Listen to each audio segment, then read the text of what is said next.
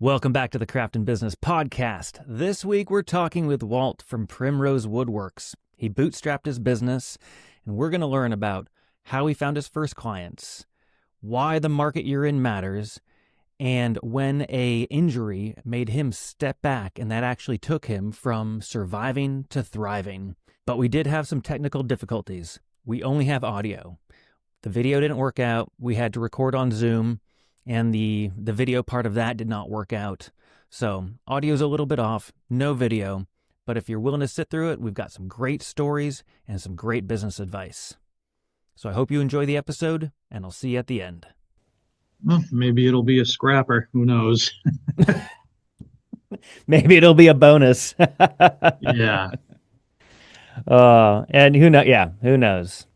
Well, now that we've been jabbering back and forth for a bit and decided that the technology is not going to work for us and we got audio going. When did you start woodworking?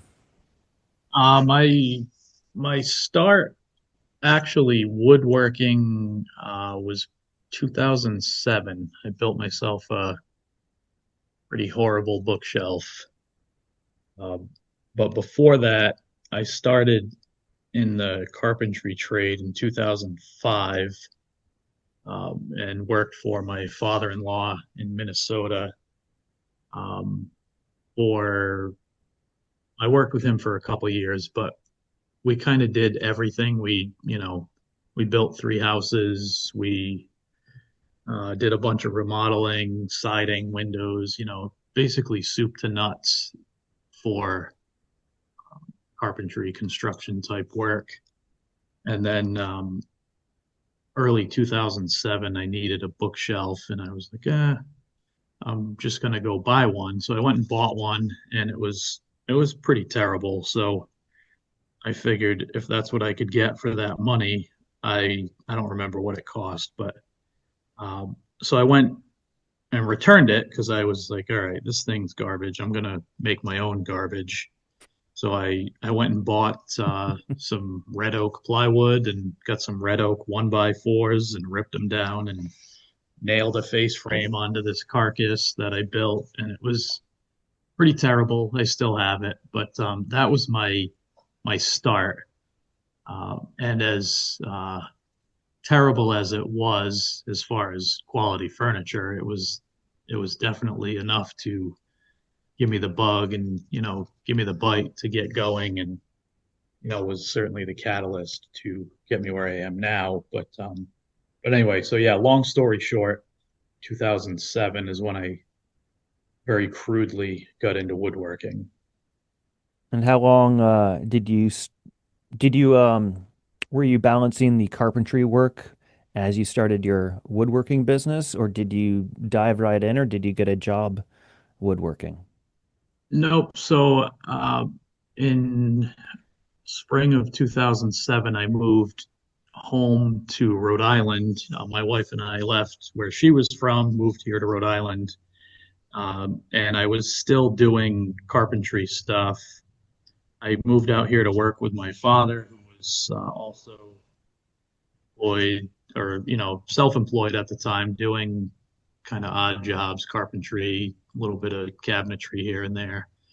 Um, Came to work for him, and then 6 weeks later, he ran out of work, so I had to kind of have a go at it, looking for something else. So I found another builder locally, a high-end custom builder that was willing to take me on with my 2.5 years experience. And there was nobody on the crew there that was willing to try anything. Nobody was wanting to challenge themselves, wanting to learn, and I was the exact opposite. I was always ready and eager to try something new that I've never done before. Uh, so I worked with them for from September of 2007 until February of 2009. And 2009 is when I decided, or I decided before that, but 2009 February was when I went into business for myself. And early on, I basically did whatever I had to do to pay the bills, keep the lights on. I didn't have a shop yet, so it was predominantly site work. I would do, build a deck, lay a floor, replace windows, hand railings, anything that I could do to keep going. But all the while, I kept promoting myself as a woodworker, cabinet maker, furniture builder, because in the background to all of that, I was honing my skills and still trying new things, still challenging myself and wanting to expand my skill set, which is something I still want to do. But back then I thought I could expand it in 2 or 3 years and then learn everything. But now, the more you learn, the more you learn you don't know. So, um, So yeah, true. so yeah, so it was early on. It was very much kind of like, I like to call it survival mode, where I was basically I could I could do the carpentry stuff to pay the bills and still do the other stuff and still promote and market as a woodworker, cabinet maker until that gained enough traction. And that took till about 2013. And then I haven't done any carpentry construction types stuff since. It's been completely shop work and installations of what we build is about as far as we go with site work nowadays. You said we, do you have employees? I do. I have 3 employees now. Nice. How long is it, or what's that transition been like? Uh, that's been a couple transitions. So I got my first full-time employee back in 2015. I hired a friend of mine, completely green. He came in and really, really took to it, really enjoyed it. It was, a completely wild series of events. But I was renting a shop in an old mill, and the mill owner had his stepson working at the mill with them, and he had a German Shepherd who was kind of aggressive.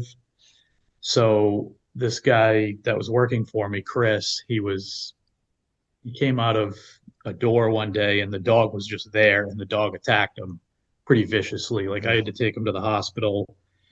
He was, cut wide open on his side, his arm, his hand. It was pretty bad. Damn. So then I was informed by my landlord that my guy was a liability and couldn't work for me anymore, or couldn't come on the property anymore. So I had to let him go. The dog wasn't the liability. The guy that got bit R- was the liability. Yeah. right. So that was, that was pretty heartbreaking because we probably, we had a good year and a half or so in, to where I taught him a lot of things, and he was very proficient at many things by that point. So to lose him like completely out of the blue like that while I still needed him was tough. Uh, so then I waited probably another year before I hired another guy. So I brought another guy on he's still with me actually.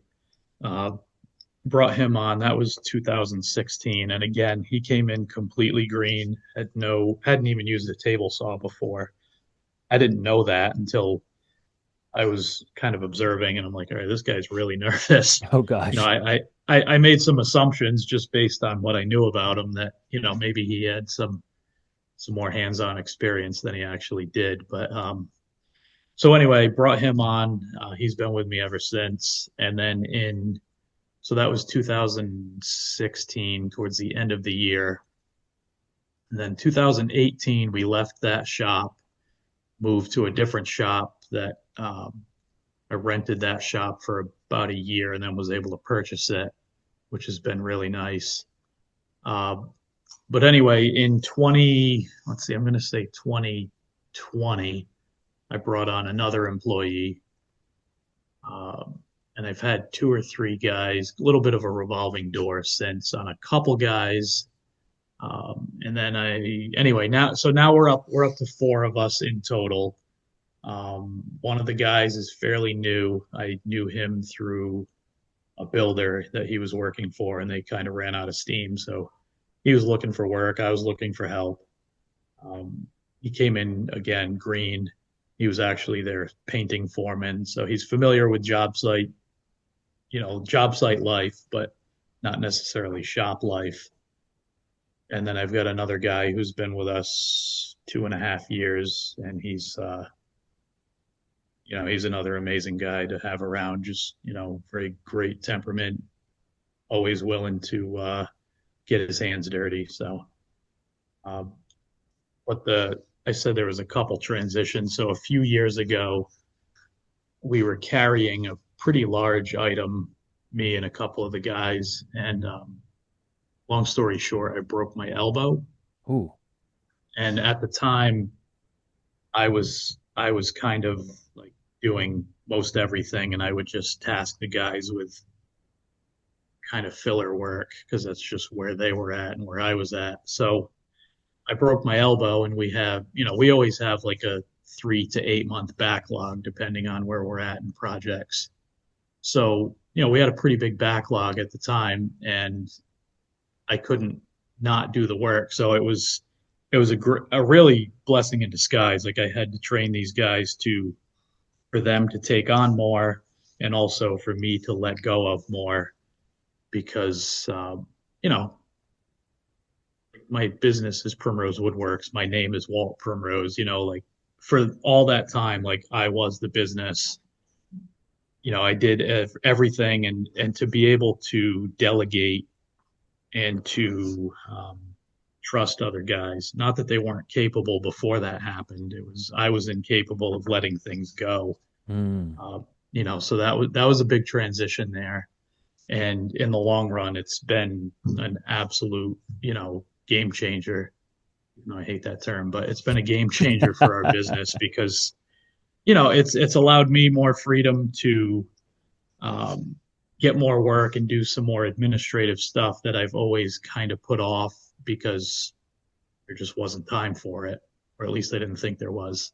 Now I'm forced to do, not forced, but I do more of that type of stuff in addition to still having a good 20 to 30 hours at the bench every week, which so like right now it's kind of things are kind of perfect as far as that goes, where I'm able to juggle the administrative office work, getting jobs, pricing jobs, managing the cash flow kind of stuff, as well as doing what I set out to do, which was to be at the bench, building things and learning new skills and all that. So that last broken elbow transition has really been one of the best things that's happened to our business in the long run. My right arm still doesn't think so. It cracks every time I move it and makes all kinds of weird noises, but the business got the better end of the deal. That's a good balance. It seems like a lot of people struggle with that balance. They're either end up getting completely overwhelmed with the business side of things, or they let that part slide while they're focusing on the craft. So it sounds like you've got that pretty well dialed in. Through many tribulations, I wouldn't say it's dialed in, but we've at least got our hands on the knobs. So, what's funny is that since we've been working all this technology stuff out, the recording time on my free Zoom is counting down from 5 minutes right now. Sounds Right? about right. Yeah, I know. So, if you still have time, because I know it's been, we're already at 10 o'clock, but I think we could start this session over. I'll send you a new link, and we could Okay, start from scratch. sounds good. Awesome. All right, I'm gonna close this out, and still no video, but Still no video. but we're back, and we have a yeah, we're recording again. All right. Yeah, they said your free session is up. Pay up, sucker. That's it. Freemium is always an interesting business model. Yes. It's hard to do for woodworkers. Yeah, no doubt. I need money. Speaking of, who are your clients? What type of clients do you have? How do you get them? And how have you navigated the challenging clients and are able to find and focus on the premium clients? Early on, I I really just did the complete grassroots, I don't even know if you call it marketing or networking, whatever, but it was really I would just drive around to job sites, architects' offices, builders' offices, phone calls, and basically just knock on doors and see if let them know what I could do, what I could offer, and hope for the best. Really, I at the time, this was in 2009. I had my flip book, literal like 5x7 or 5x8, whatever they were, photographs from projects I'd done, um, and just use that to try to get work, and relied on completely on word of mouth right from the beginning. Uh, Ended up with a pretty decent group of contractors, designers, architects, homeowners as well, who constantly refer and promote us, all for the handsome sum of nothing. They're just happy to spread the news and to spread the word about us. So yeah, right from the beginning, we've been pretty much completely word of mouth.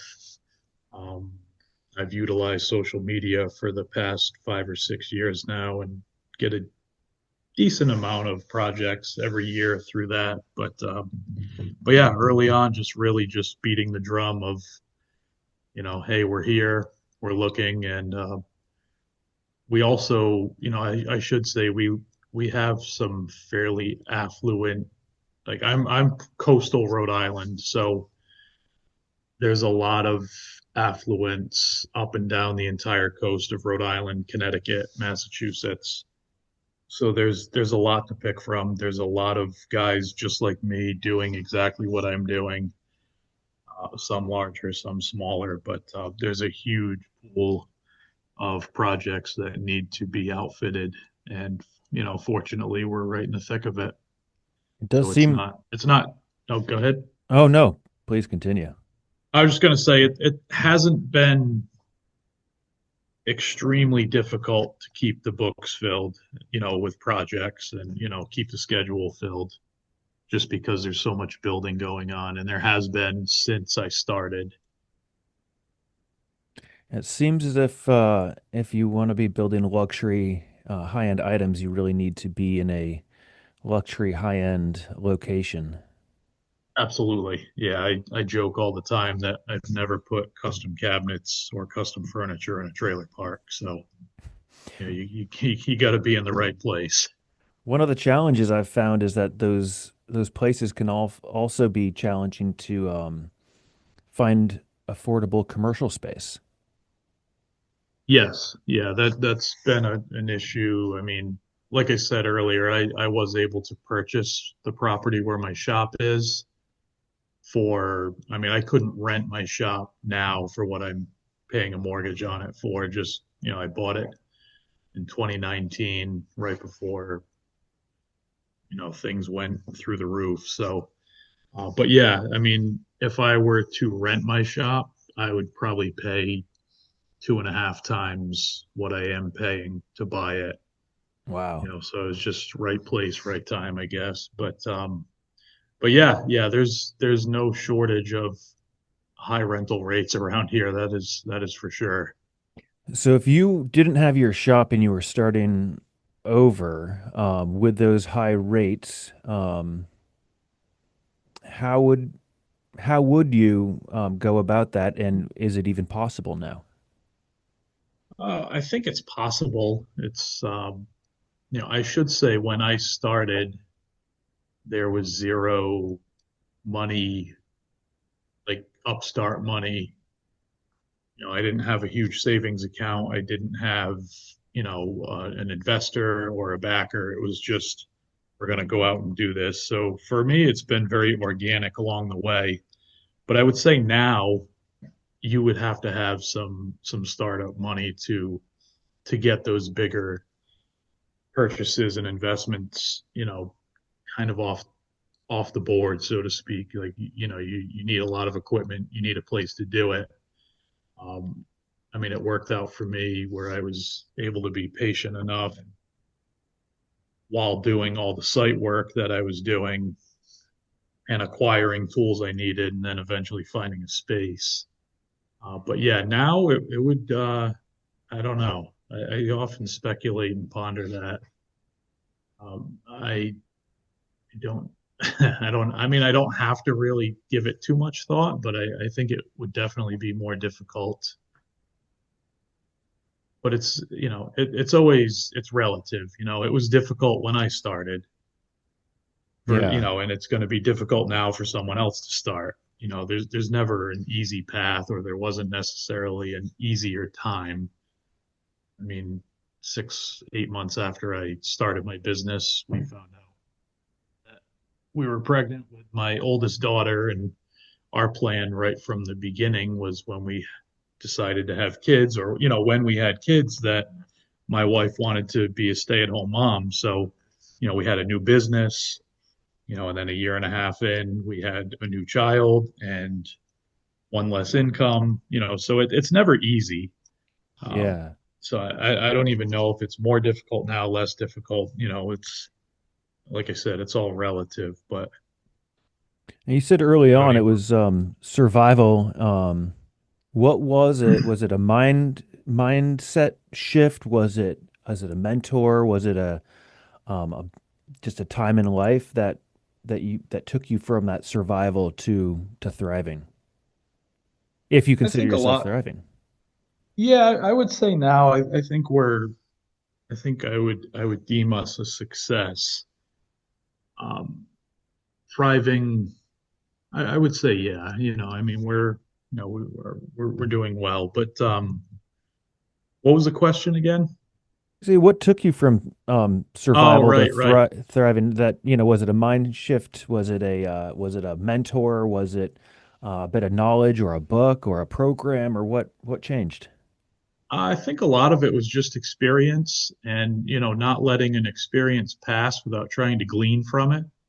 Mm. There was a lot of hard lessons learned about you know how to price jobs, how long it actually really takes me to do things, not in this perfect optimistic world where I think something's going to take 20 hours and it ends up taking 60. But being honest with myself while I'm pricing, not being ashamed of what my prices are, because it is expensive to hire us, because it's expensive for me to live, my guys to live, my shop to live. Um, so I think a lot of it was just experience. There wasn't necessarily like one singular turning point. And another thing has just been momentum. Like I said, I went around and just knocked on doors, and then eventually that network grew, and it grows from a hub.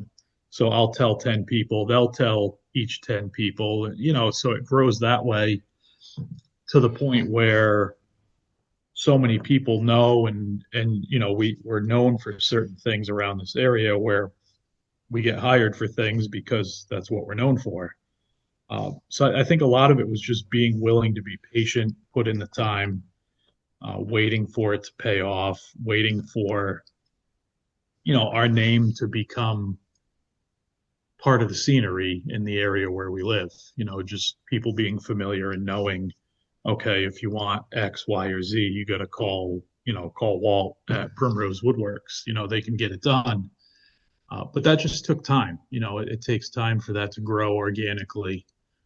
And you know, there was a lot of times along the way where I would be 2, 3, 4 years into my career, and I was comparing myself to guys that have been doing it for 25 or 30 years, wanting to know, like, why aren't I where they are? Hmm. And now I'm 16 years in, you know, put in that time, and now in some ways at 16 years in, I'm further along than they are at 30 years in.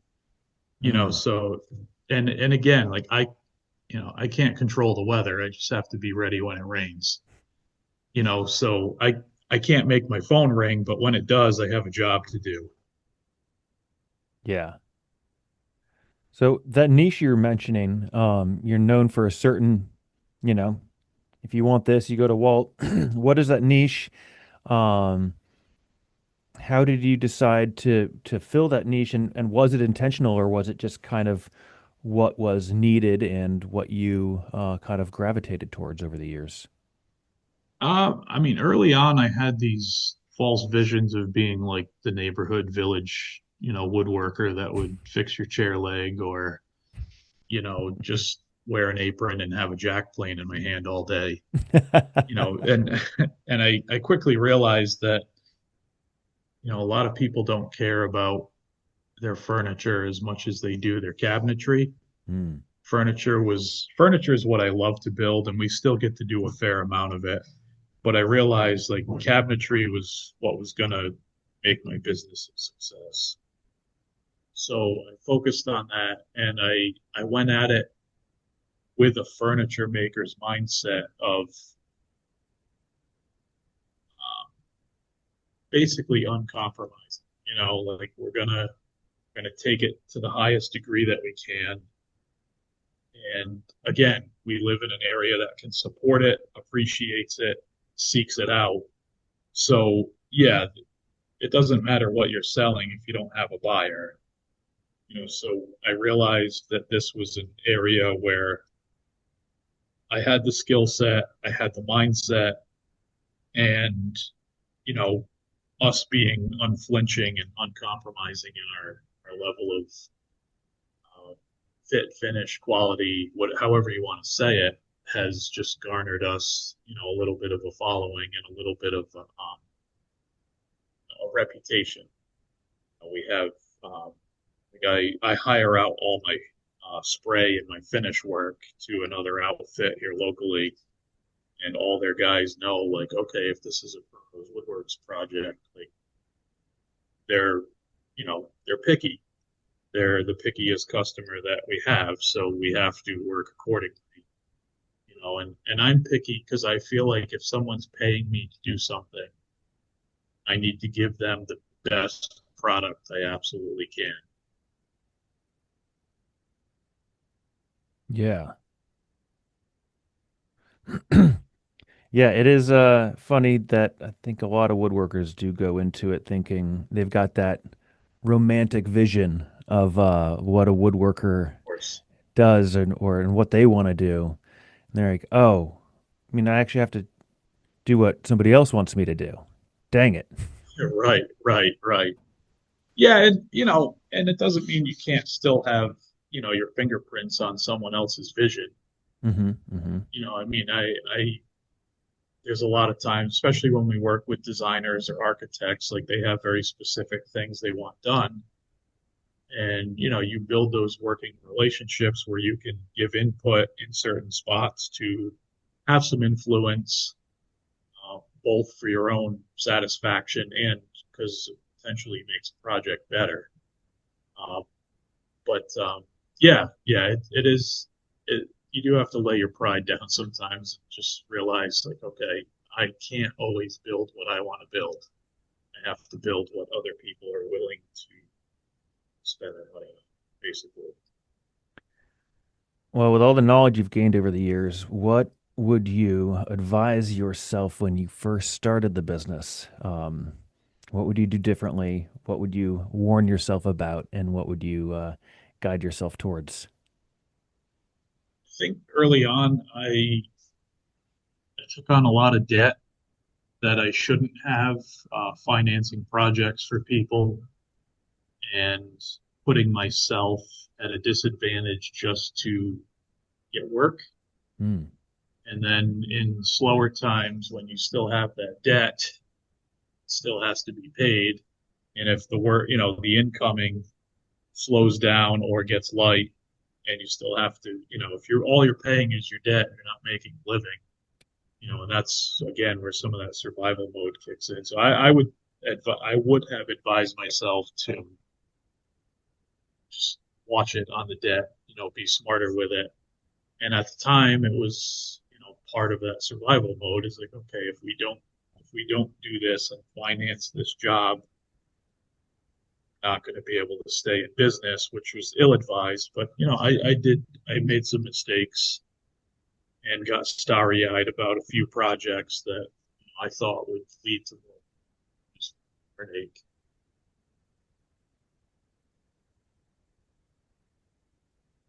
So, yeah, Well, I guess, I think I missed you on that last sentence. After starry-eyed.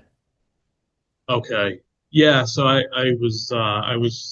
took on a job at the Coast Guard Academy nearby where we are doing some architectural millwork stuff, curved walls and things they were a lot of fun, but uh, the payment structures were absolutely horrible.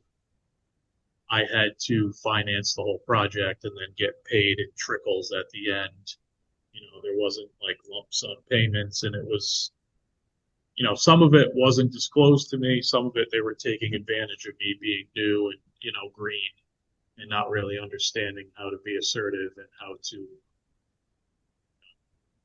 manage payments and whatnot. So I got taken advantage of. I went into a ton of debt to finance this project. And then basically it took me 2 years to get paid for the project. I'd get $1,000 here, 1,800 there, which, when it's a $70,000 project and you're getting peanuts along the way, it's just a horrible experience. But I was convinced that having my work there was going to get me more work, but it didn't at all. It was just a bad time, rough time, and a couple times I thought about throwing in the towel just to, find a real job, as I called it at the time. And so, yeah, I don't know if that completely answers the question, but I just made some poor financial decisions that took a long time to work out of, and also probably led to it taking longer for my business to actually feel like it was a success and that it was thriving, just because we were saddled with so much debt that anytime we'd have a good job or have a good showing or a good profit on a project, it was all being sucked up by trying to get out of debt. So, because it just compounds. If you can't pay your debt, you can't pay anything, and then you acquire more debt. So it was a spiral that I did learn lessons, thankfully, but we've since changed our ways entirely as far as debt and purchases and whatnot. Now everything we buy is paid for in cash. And so it's destructive. And I say that knowing that, sometimes you do have to go into some debt to start your business because it's a huge undertaking, especially with equipment, machinery. There's just a lot that goes into it. Everybody's story is different. Yeah, it sounds like we're the connection once again is kind of varying in and out a little bit. Okay, I'm Um, sorry. no, that's all right. But I did get that. Basically, don't get in debt, stay out of debt. If you're in debt, work hard to get out of debt. Yeah, pretty much. Yeah, that could sum it up in a very long-winded way. That's basically what I said. um, a few more questions, I guess. As we're struggling with the connection, and maybe down the road we can do a round two when we learn how to Sure. use technology better. Um, your social media is pretty large. Are you making any money from it, or is it that just a lead source? Just a lead source. I haven't monetized anything. Honestly, I don't. It's kind of taken a little bit of a backseat for me. I was more involved with it for a while. I basically just use it as an online portfolio, kind of picture blog, place I could send clients to take a look at our work. and then also to try to get leads through it. Nice. And it Yeah, sounds like very you are very getting leads simple. through that, which is I'm not surprised because your work is amazing. Oh, thank you. Um, let's see. And hand tools. You love hand tools. You said you had that romantic idea of having that jack plane in your hand while you're Mhm. uh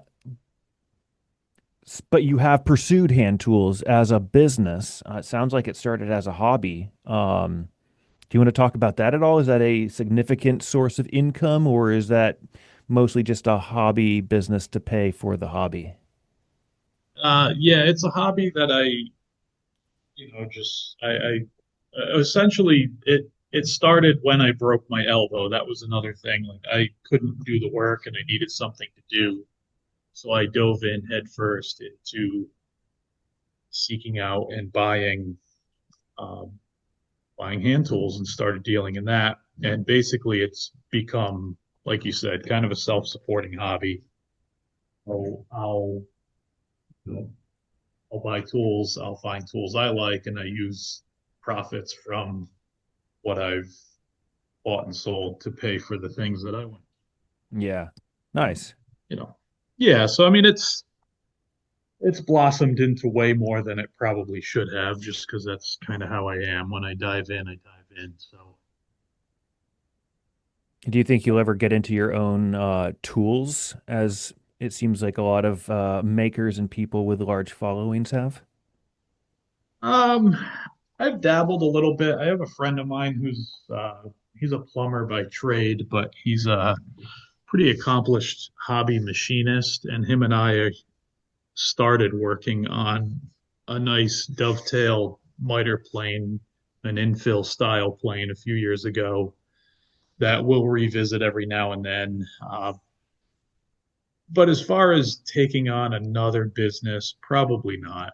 I mean, my woodworking business requires so much attention and really, that's my first love. So if I can if I can keep that going and not introduce, a mistress into the picture, I'd probably like to keep it that way. And the hand tool stuff is just enough of a hobby where, you know, my business doesn't mind it, my wife doesn't mind it, so it's still very much in control, whereas,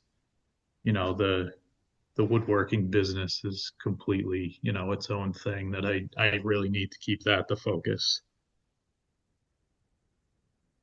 um, well, what is the number one tool you couldn't live without?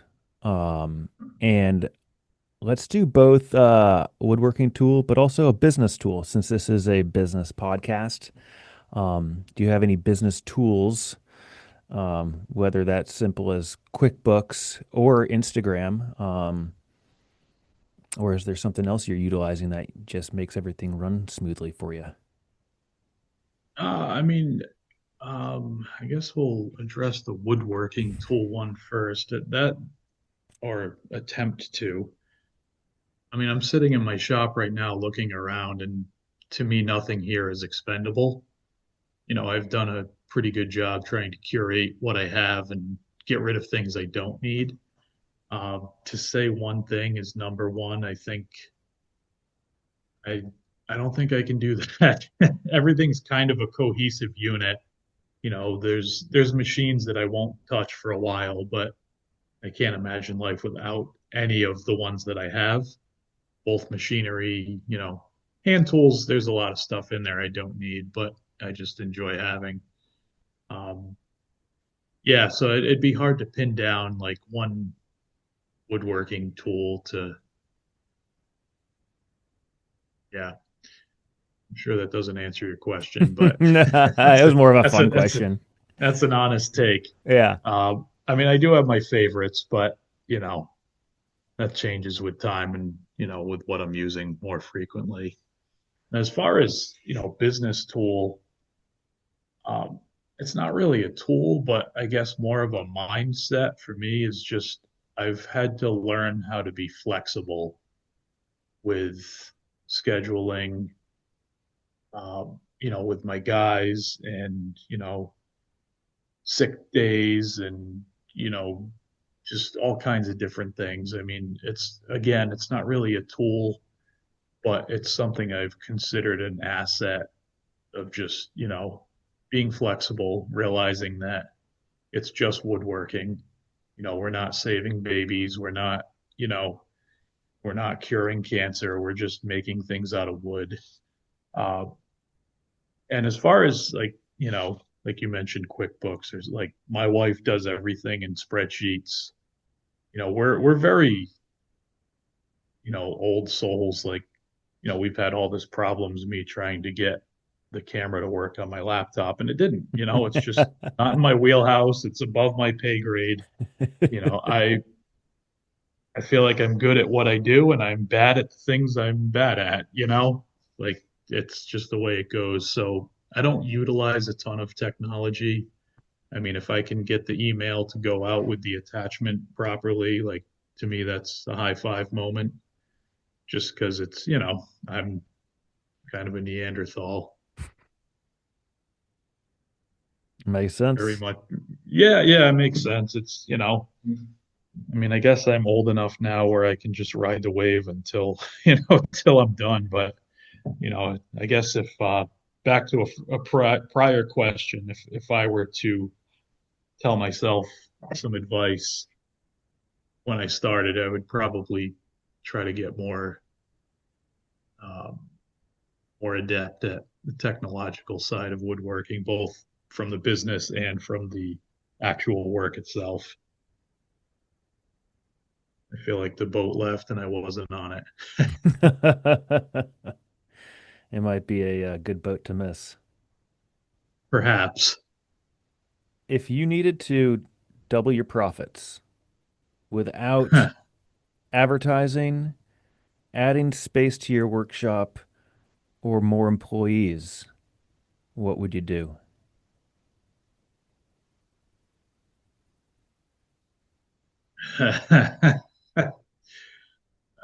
Start selling something else.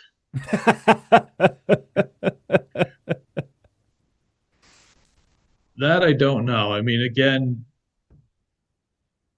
there's things that we'll do. We'll spend more time on them than maybe we should. But when they leave, I want them to be right. I guess maybe we could work faster and turn a blind eye to some things. But I don't know. I mean, that's not that's a hard question to answer, and one I don't even know if I can. Double Are, your profits without changing any of your circumstances. are there any processes or procedures that could be developed in the shop or on the business side that would improve efficiencies? Hmm. I'm sure there are. I mean, we do have some, I don't know how other shops do, but we have we have a phrase that we say where you're not doing it right unless you're doing it twice. Uh, so we do have some hiccups, I guess you could call them, where things will get built wrong, and sometimes that's just me not conveying an idea or you know um, a specific to one of my guys or me overlooking a detail that I should have noticed. So I guess that's not going to double our profits, but working a little less carelessly sometimes, and not that it's careless, none of it's intentional, none of it's we're not in here flying around like idiots, but things get overlooked. We do a decent amount of volume every year, so there's always going to be some mistakes. I mean, I guess we could hone in on trying to make fewer mistakes. And again, not that we make a ton, but we're me as the leader. I try to be fairly lighthearted about it when we do, because again, it's just woodworking, and I don't price the job so razor thin that there isn't some allowance for some of that type of thing to happen. So I guess that would be, if I had to pinpoint one thing, we could try to make less mistakes. But again, it's a mistake, so if you're focused on making less mistakes, you're probably going to overlook something somewhere else and make a mistake there. So I I don't know. That's another. It's a vague question that I guess deserves a vague answer. Well, what is the number one, the most important thing, uh, most important piece of advice you would give somebody that is starting their journey?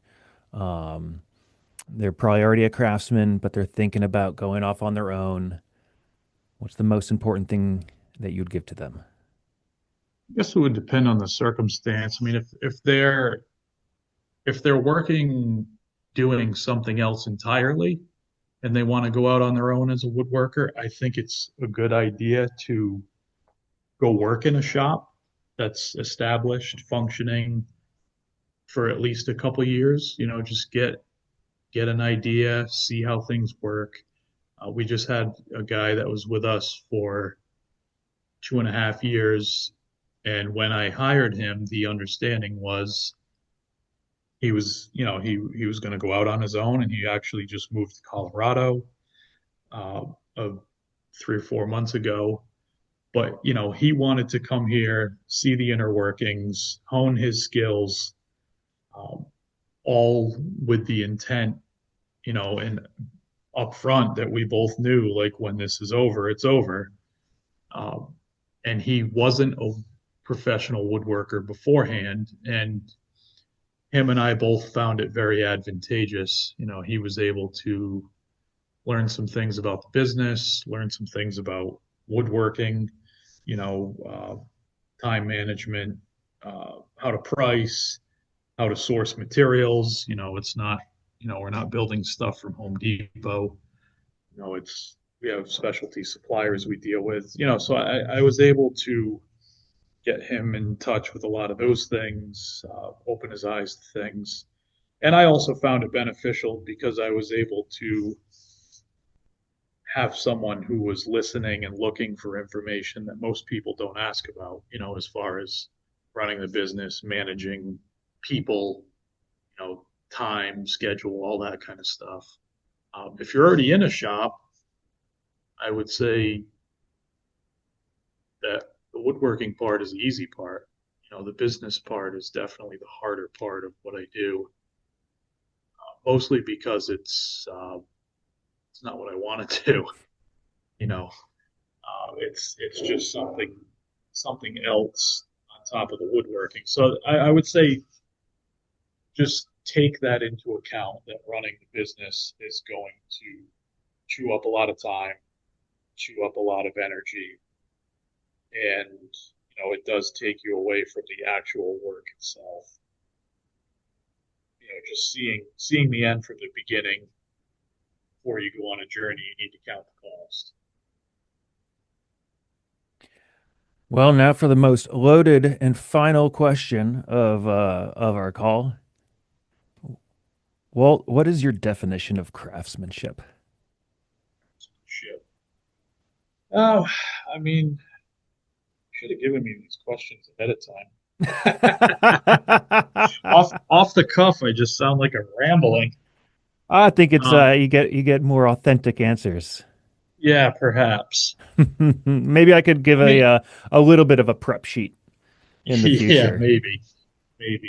That's let's see, craftsmanship. I guess. I mean, for me, it's doing what I do to the highest level that I can,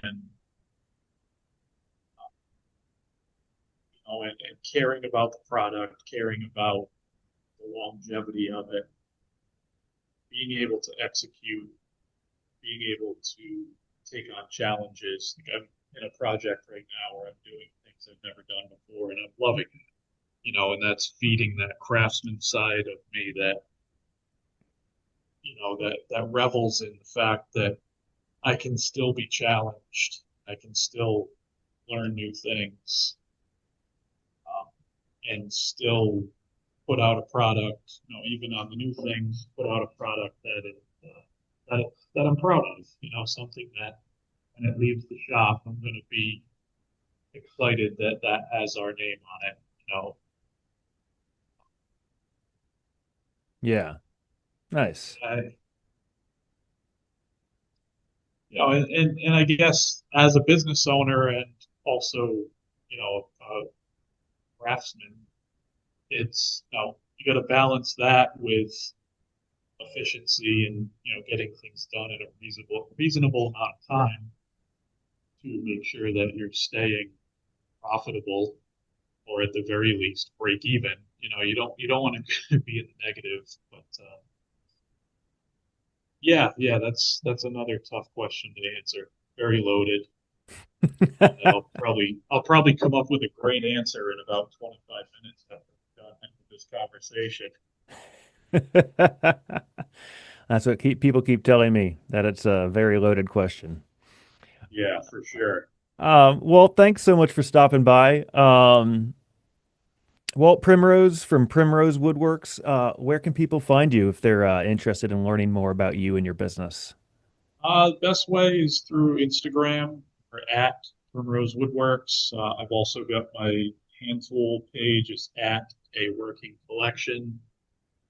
Rose Woodworks is also on Facebook, much less of a presence there. I basically use that for finished product. The Instagram is more day to day, kind of shop tip, shop progress, job site progress stuff. So I don't have a website.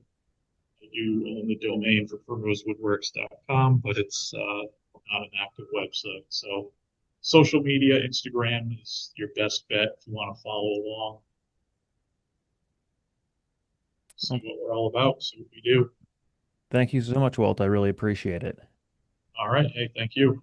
I hope you enjoyed that episode. If you did, here's another one. Click that link. That one's got video. And go ahead, subscribe, like. That helps us out. If you enjoyed it, that's all that I ask. See you in the next episode.